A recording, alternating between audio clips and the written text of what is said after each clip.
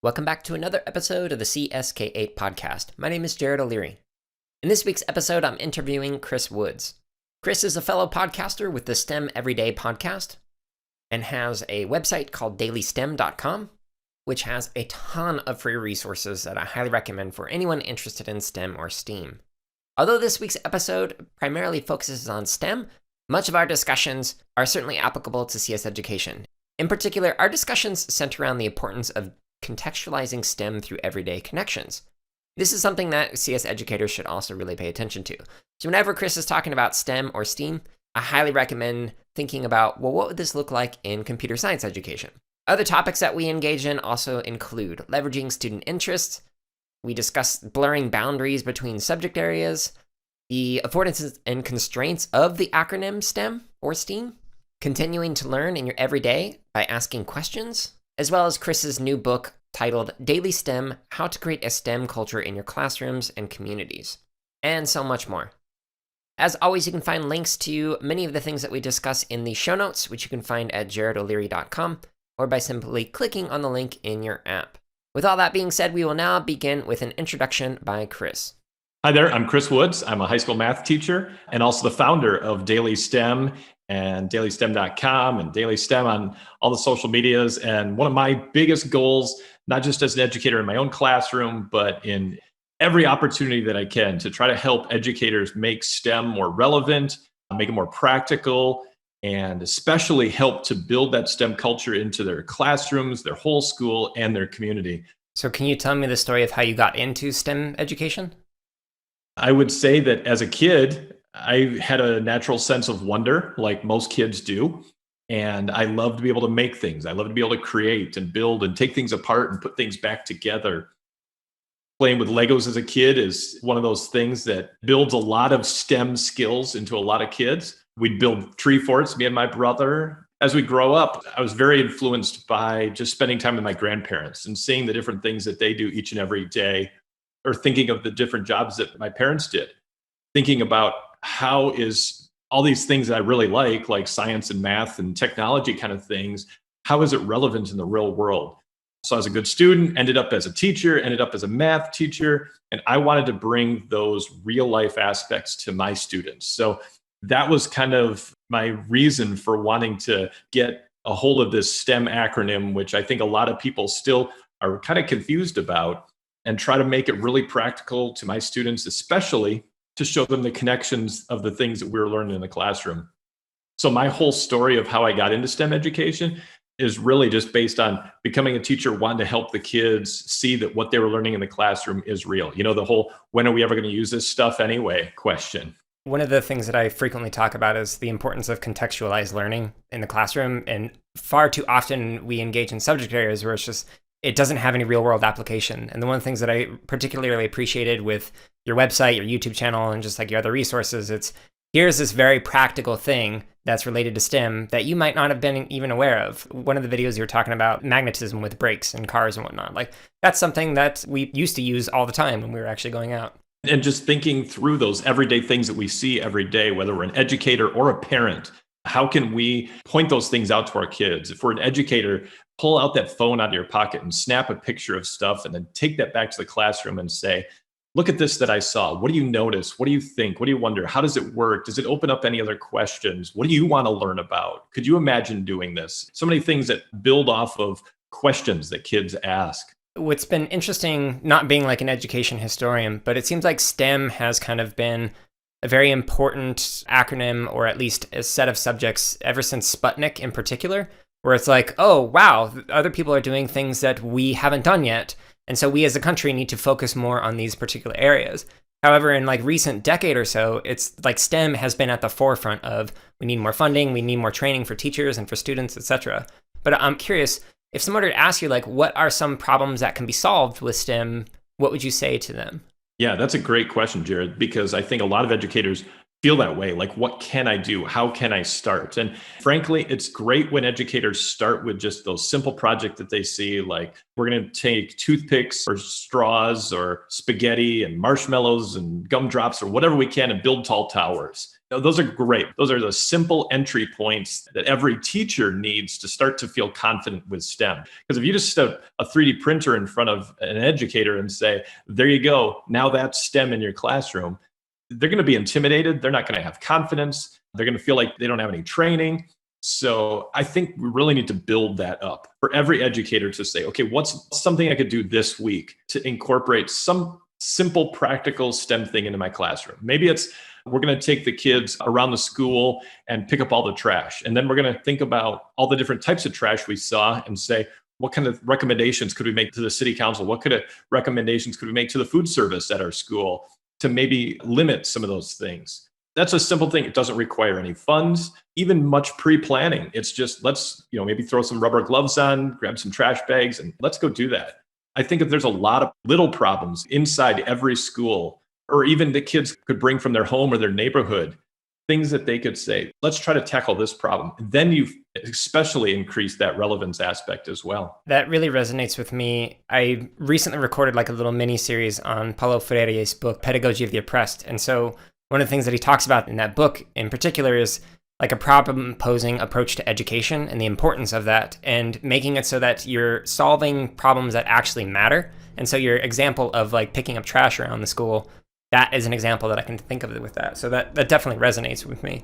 Do you have any other advice for like educators who are like interested in getting started, but they might have some reluctant kids who are just like, I'm not really interested in this thing. How is this relevant to me or the things that I care about? Yeah, exactly, Jared, because I think a lot of educators know that some of their kids are going to say, I'm just like us as adults often say, well, I'm not really a math person or a science person. Right. I couldn't be a writer, but I think if we remind kids that the writing process where you write a rough draft, you change it, you modify it, you make it better. Well, that's exactly what we do in iteration when we're creating something and inventing something and solving a problem. And it's also the same thing that we do when we're doing the scientific method. We're making a hypothesis, we're drawing conclusions, going back and refining our hypothesis. So number one, if kids are like, I don't like math or I don't like science, connect and show them how it connects to the things they're already doing. If a kid has a love for history though, find a way to connect the STEM aspects to history. Look for interesting ways that historians are finding archaeological sites or renovating old things to preserve and protect.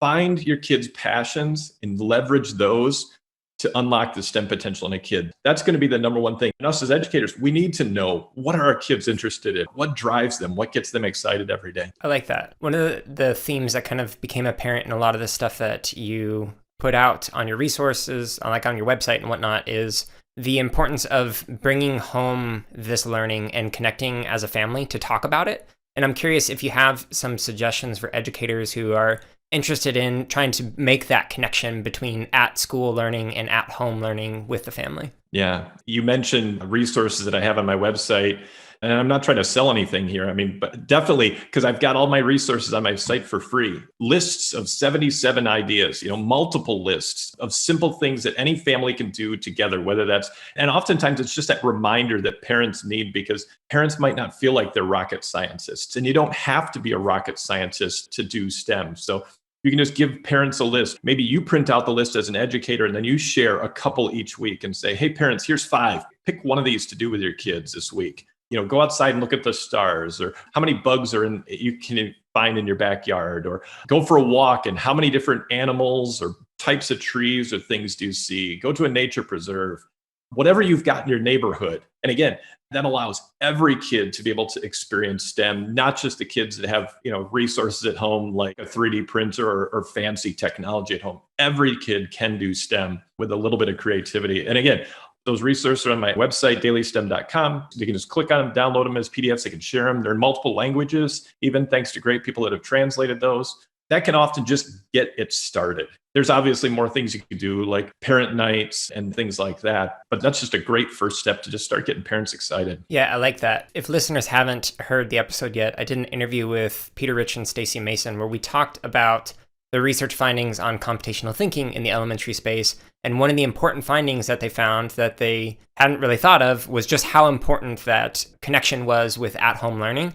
And like whether or not parents were encouraging and engaging that at home had a statistically significant impact on their level of retention and understanding of computational thinking in the schools. Yeah. And Jared, if I can mention right there as well, if you think about, we've often told parents, read with your kids, read with your kids, read with your kids. We have to be able to say, let's do STEM with our kids, do STEM with our kid. And again, it could be putting a puzzle together, playing a game, and actually making the kid do all the adding and counting for the money in Monopoly or anything like that. Or make your own game using all the broken pieces and parts of games that you've lost. Yeah, just to normalize these processes to make it so, no, this is just a normal thing that we do. This is a part of our everyday, which is why I love like your idea of daily STEM. Yeah.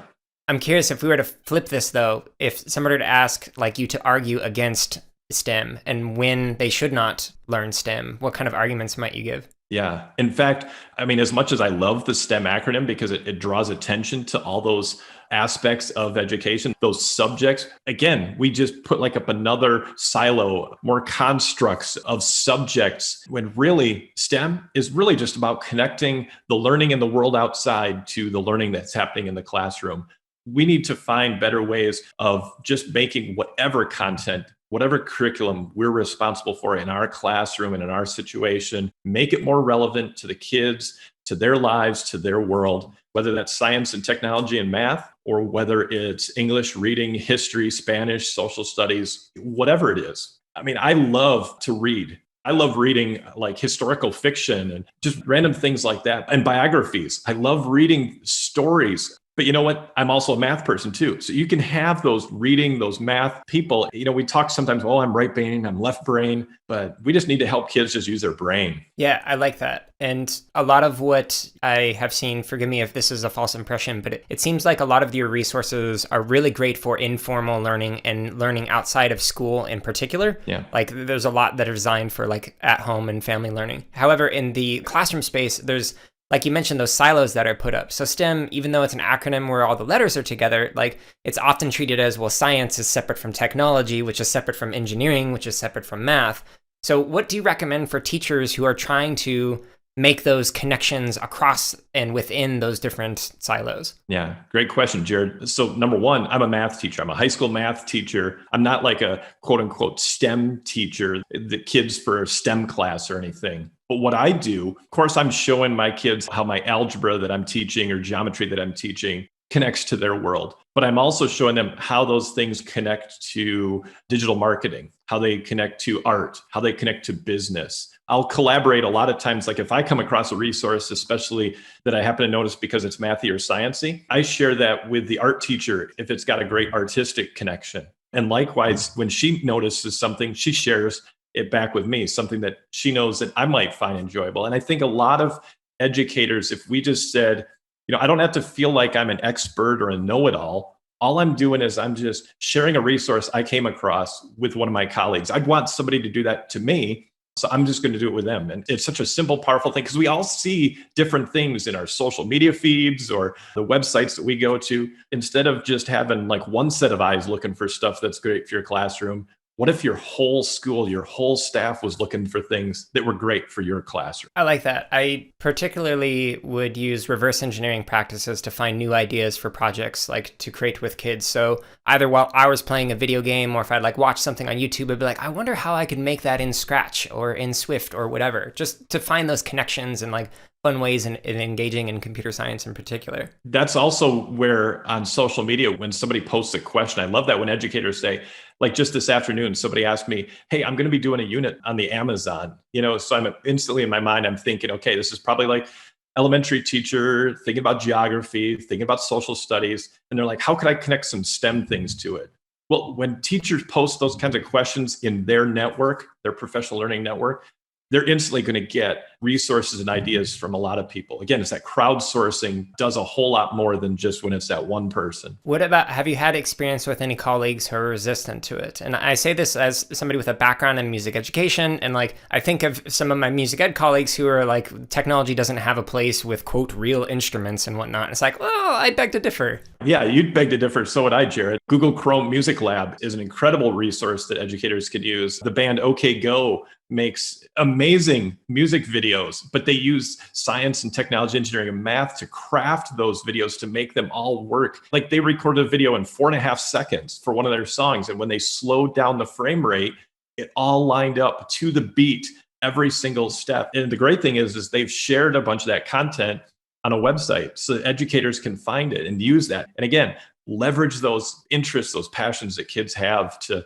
find new ways to say, oh yeah, the STEM, this math, the science, whatever I'm learning, it really does connect to things that I'm interested in. And, we can just be patient. We'll convert the whole world to understand that STEM is part of the world. Yeah, I like that. One advice that I have given to some teachers about that particular topic is find somebody who can be an advocate who also speaks their language. So with me, with my background in music education, I just say, just send them to me. I'll talk to them. Like, I'll send them Flight of the Bumblebee where it's played on like this grid of buttons as opposed to on a piano. Like, they'll look at that and go, oh, wait, you're creating, quote, real music, but you just happen to be using a different tool for it. So many neat things out there. And again, the internet is filled with so many super resources because, again, you've crowdsourced ideas and everybody is so creative. Everybody wants to be noticed on YouTube.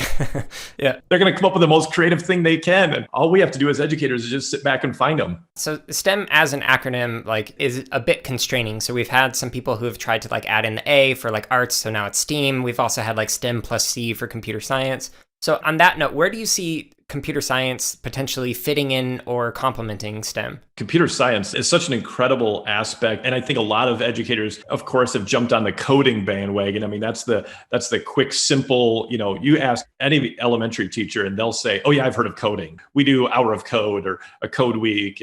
And those are great because those are those entry points to get all teachers realizing that computer science is so important. I think as kids grow up, though, they realize that coding is really more than just let's make a fun game when we're in elementary school. And I think if any educator that feels like they are good at computer science and have that basic knowledge of that, if they take some of those opportunities and say, oh yeah, here's how computer science is used to, create this kind of program, this kind of app that solves a problem in our world. Right. Because everybody, face it right now, is using computer science, whether they think about it or not. As you would know, you would understand, it's built in, it's embedded to everything that we do nowadays because we've got a phone in our pocket that does all sorts of different things that we never imagined we could do while walking around or standing at a bus stop, I mean, and it's all because of computer science. So show those kids those examples.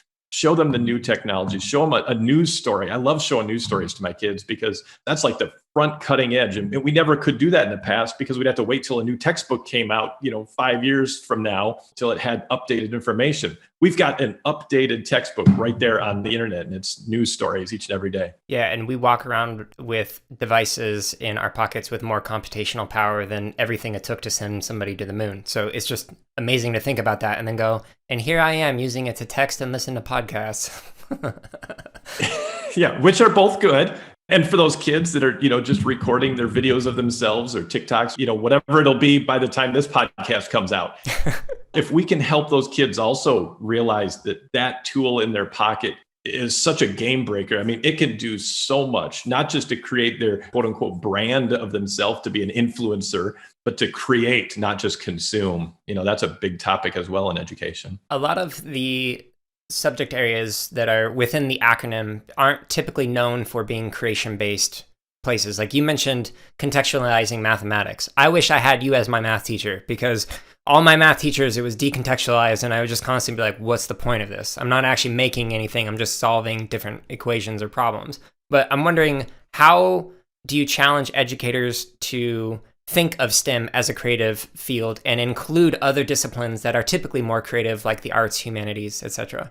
Honestly, it happens when you demonstrate it yourself. I mean, I guess that's maybe the simplest thing. And I can't maybe convince every teacher to be a different type of teacher, a better type of teacher. But like you said, when I share something on my social media, so let's say I post a picture on my Twitter and a few teachers look at it and they say, oh, that's a great idea. I never would have thought of cutting parallelograms out of old magazines and pasting them together on a piece of paper. And it gives that illusion because when you put 3 parallelograms together, it looks like a 3-dimensional cube. And so you create this artistic picture that's very cool. Any kid can take home and hang it up on their wall in their room and be like, that's some cool art that I made. It's also math. You can bring up all those aspects of, well, it worked because of the angles of the sides of that polygon, of that shape. And there's reasons that different types of polygons do that and other types of polygons that don't. Then the kids start noticing, they're like, hey, Mr. Woods, I saw this picture, or I saw this graphic in my game, or I saw this background on a folder. And so I bought this one because it reminded me of what we talked about in our class. And that's the best part, when the kids start to realize that STEM that you've been talking about and contextualizing it, as you said, Jared, when they start to see it in their world and bring it back to you and show you how they're starting to notice it. So what kind of spaces do you think afford this kind of approach to connecting all these different disciplinary boundaries? We're always, I think, until education radically changes, and we see education right now already changing with distance learning and those types of things. So change is possible in education. We've just proved it, in 2020. But at some point, education, I think, will change to have less of those walls, those rigid lines between subject areas. In fact, I would love nothing more than there to never be a STEM teacher, because the moment that we just have, STEM class, we walk down the hallway, we go to STEM class, then we walk back to our classroom, and then we do something else. I mean, it's great. I love that kids get to do that and experience that, especially because maybe that's the best way to share those resources and the expert maybe in your building. But that's not the focus of being a STEM school or having STEM materials and learning for your kids. We want that STEM to be part of every classroom. We want it to be part of every aspect. And again, same thing with literacy. One thing that I make each week for educators is like a weekly newspaper of just some STEM stories from news articles and a puzzle and a challenge and different things like that. Because I want kids to not just think that STEM is something that we do, it's also something that you read about. It has a literacy aspect to it as well. And I think the more that we can combine all these subjects, I'd love nothing more than in the future there to be a school, to be education that doesn't have so many boundaries in it. So if somebody were to wave a magic wand and be like, okay, Chris, you get everything you want, design the ideal school, would it just be like one giant makerspace, or like how would you construct this hypothetical school? Honestly, I think it all comes down to, no matter what kind of building you have, no matter what kind of resources you have, even what kind of subjects or electives you decide to teach, I think it comes down to two things. It comes down to passionate educators who love what they're doing and want to keep getting better and want to make education relevant for every kid. And then number two, it's got to come down to those kids rediscovering the wonder, the curiosity that they had when they were young. And often that wonder is pushed out in favor of worksheets. And instead, we need to recapture that wonder, that excitement for learning, that they're not just at a school to get grades. Grades have some sort of effect because they are the best way that we've come up with so far of saying, yes, you've mastered this. No, you haven't mastered this. At some point, that'll probably change too. But if kids can regain that passion just for learning, I want to learn because this is something I'm interested about. I know the hard part is we don't have time machines for these kids to get in and go see the future self of them, where they'll know exactly what career or job they're doing, but they still have interests right now. And if we can help them to look at those interests and see how they connect with career focus, then they're going to say, okay, I want to learn this because it can help me to do some amazing things someday. One of the things that I've kind of experienced in my tenure in education is like, it eventually got more about the things I was interested in. So when I started in like pre-K, kindergarten, it was all, here are the things that you need to know. I didn't really have a choice in it.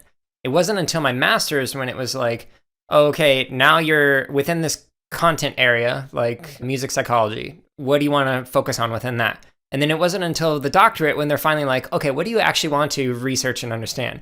And I don't understand like why it took like 20 some odd years until it finally was, okay, what do you want to learn? And we wonder why a lot of people just don't like education and don't like going to school. Well, perhaps it's because we wait until like 20 some odd years into this thing when we've beaten all that wonder and curiosity out of kids. And then we finally go, okay, what do you want to learn?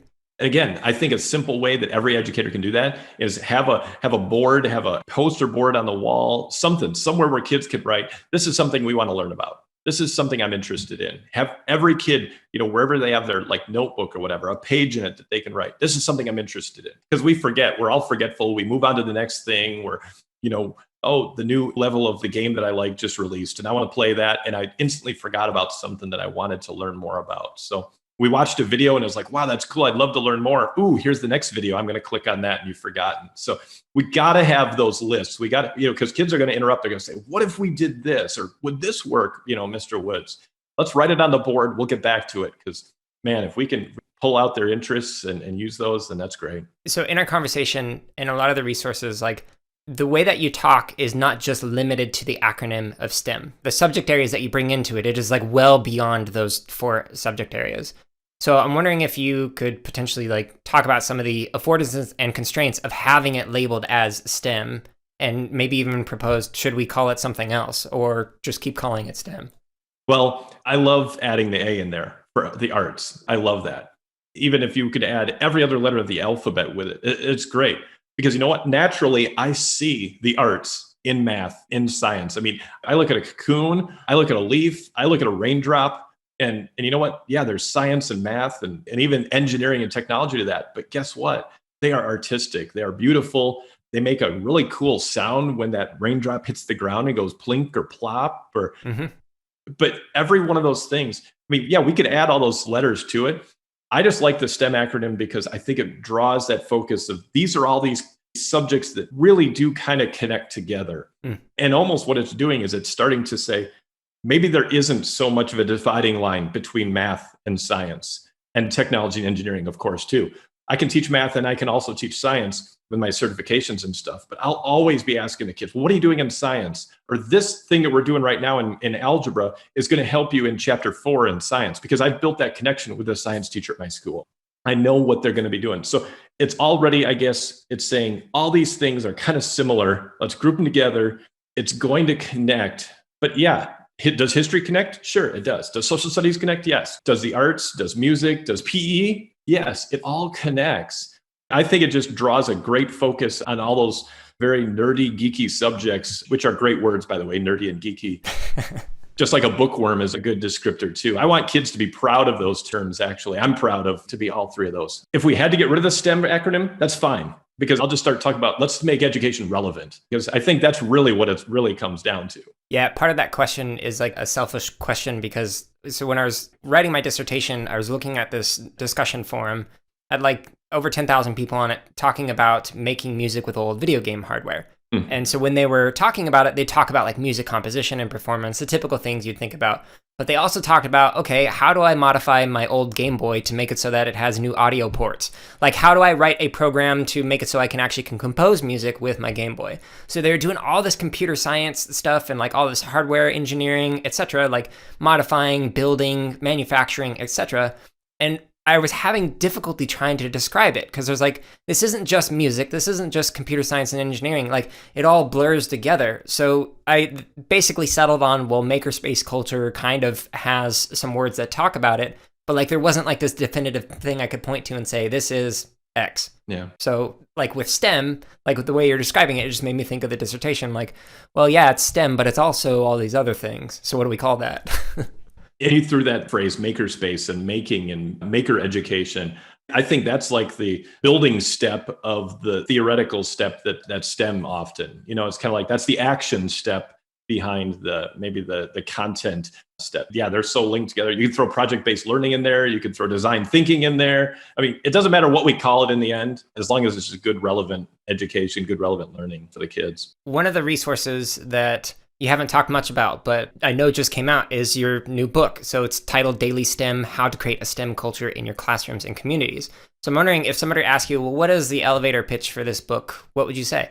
You know what? Number one, teachers always ask me the question, how do I do STEM in my school? How do we start STEM? Or we're doing STEM, how do we keep doing it? How can we make it better? And I always wanted to reply, and it was hard to reply in 280 characters all the time. Or I found myself answering the same question over and over again. And it's like, there's got to be a quicker way to do this. So it was like, I want to help as many teachers as I can, because, some people talk about, well, you could become a principal or, things like that, and you could influence more people. It's like, no, I got to be in that classroom with the kids, because I love being able to just help those kids in that context.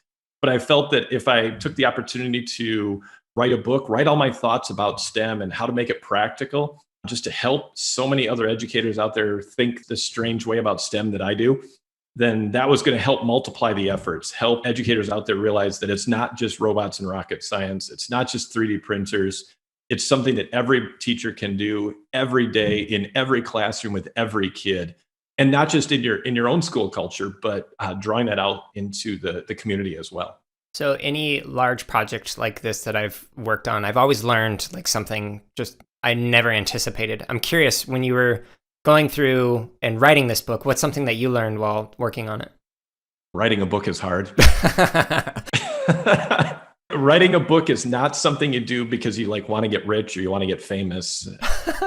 You really write it because you have a story to tell. And people have always been storytellers. And in fact, that was the part I actually like best about the finished product of the book. People have told me as they've read it, they're like, this reads like a story. It doesn't read like a college textbook that you would think of, but it's really meant to just remind people that we see STEM every day. It's part of the world. It's when we go to the grocery store. It's when we're cooking dinner together with our family, when we're fixing something around the home, when we do whatever type of job we have. The STEM is always there. And I just wanted to help readers, help educators especially, understand that STEM is just part of our everyday lives. How can we help kids to understand that as well? So it's hard to write a book, but in the end, when you have a story to tell as an educator, it's worth it because undoubtedly your story will impact other educators who feel the same way you do or just don't know, what is it that I'm missing in my class? We all have so much to share.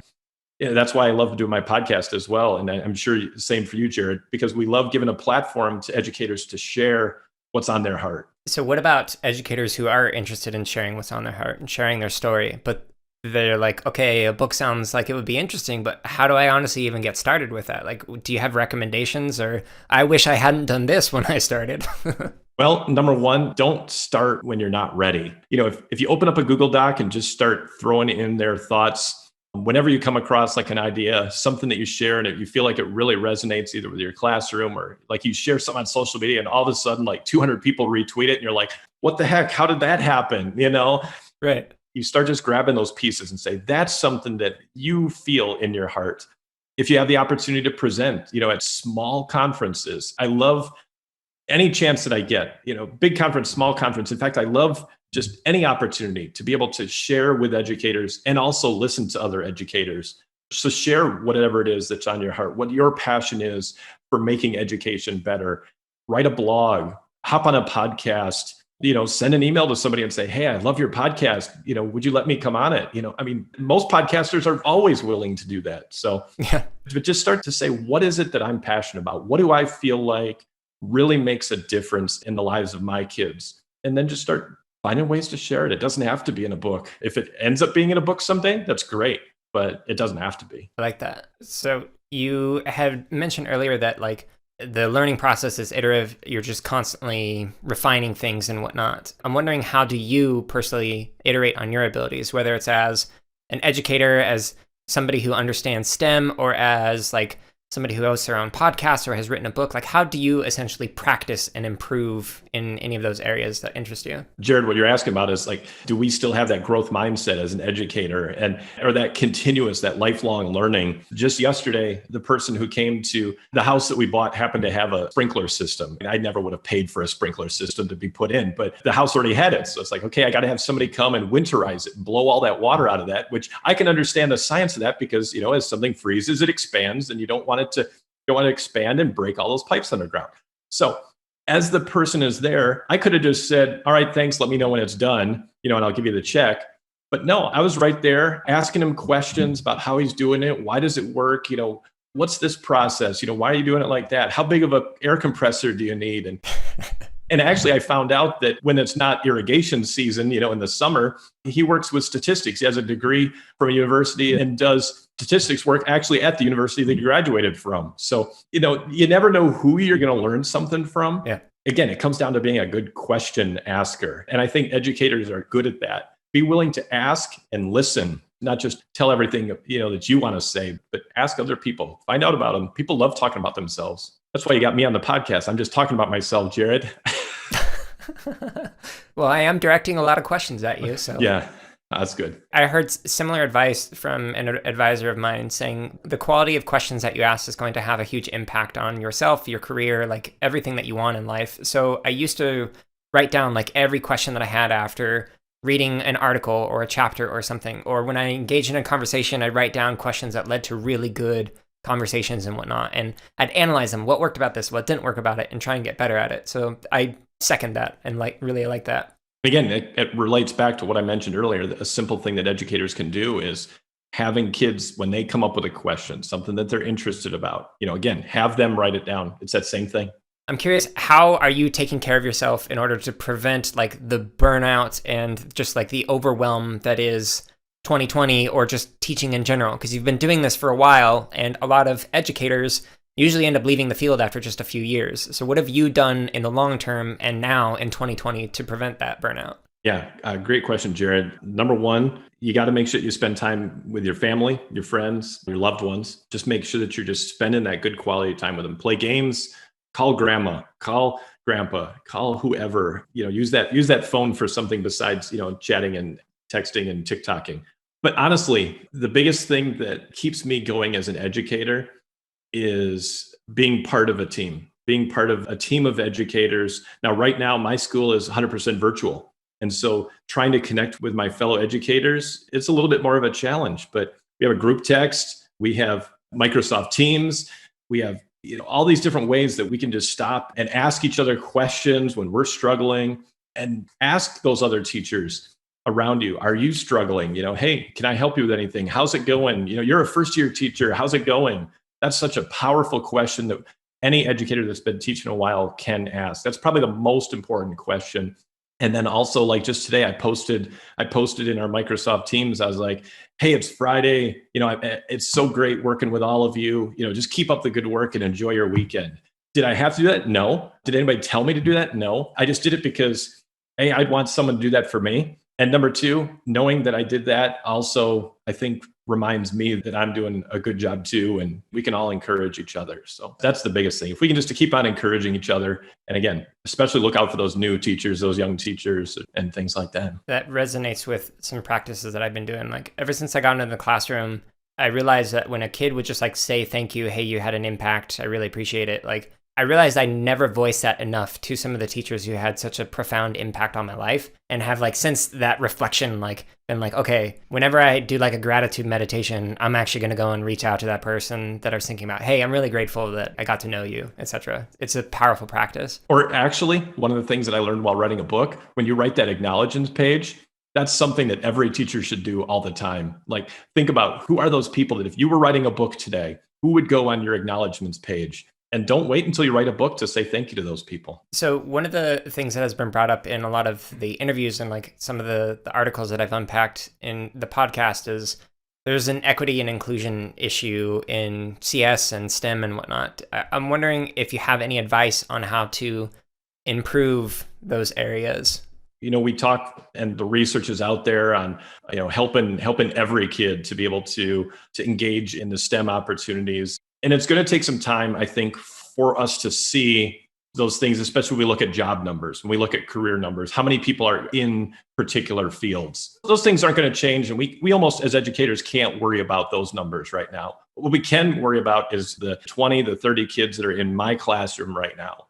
If I'm making sure that I'm engaging every single one of those kids, and again, I love sports.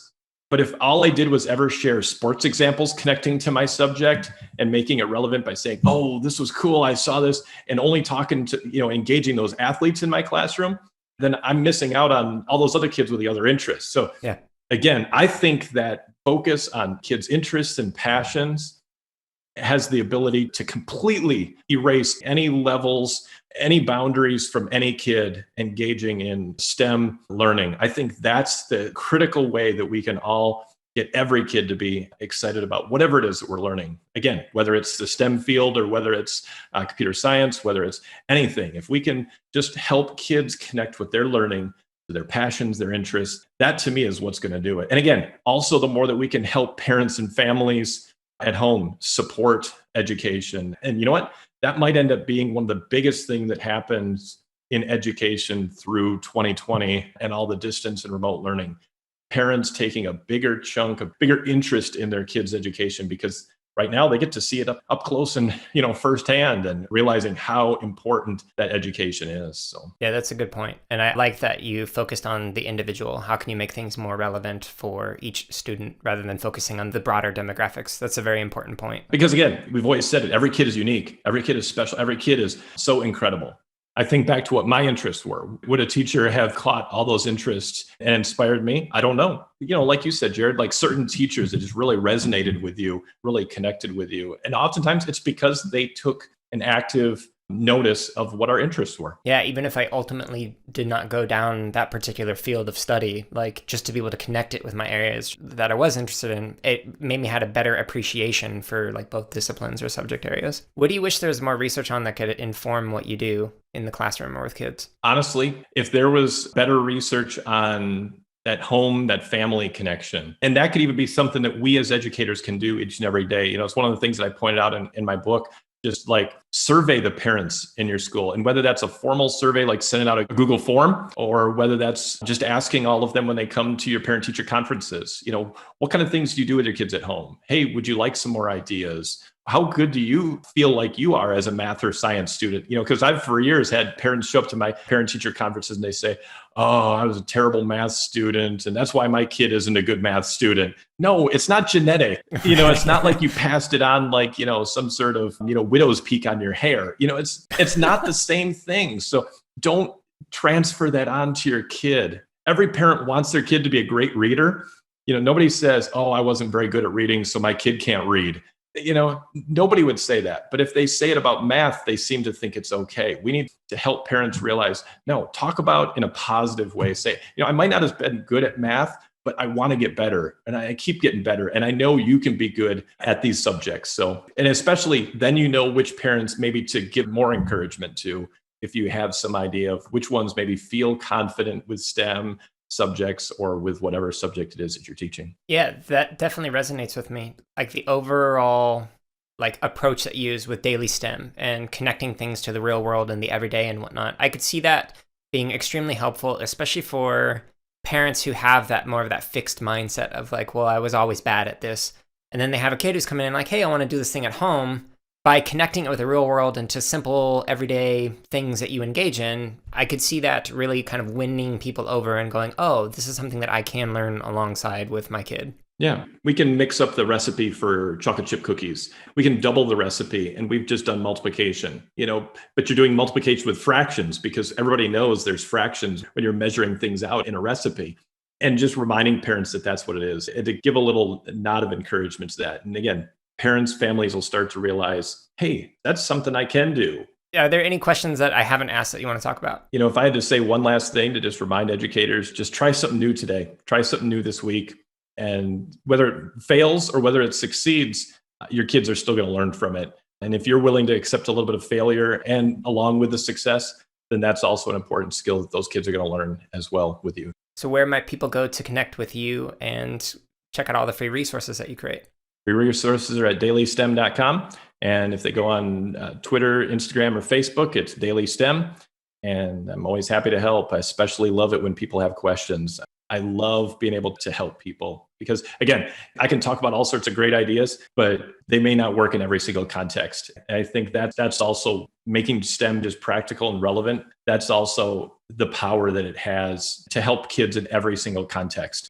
And with that, that concludes this week's episode of the CSK8 podcast. I hope you enjoyed this interview with Chris, and I hope you take a moment to check out all of the free resources that Chris provides on his website, as well as his new book. Seriously, there's a ton of content on there. Stay tuned next week for another Unpacking Scholarship episode, and stay tuned 2 weeks from now for another interview. I hope you're all staying safe and are having a wonderful week.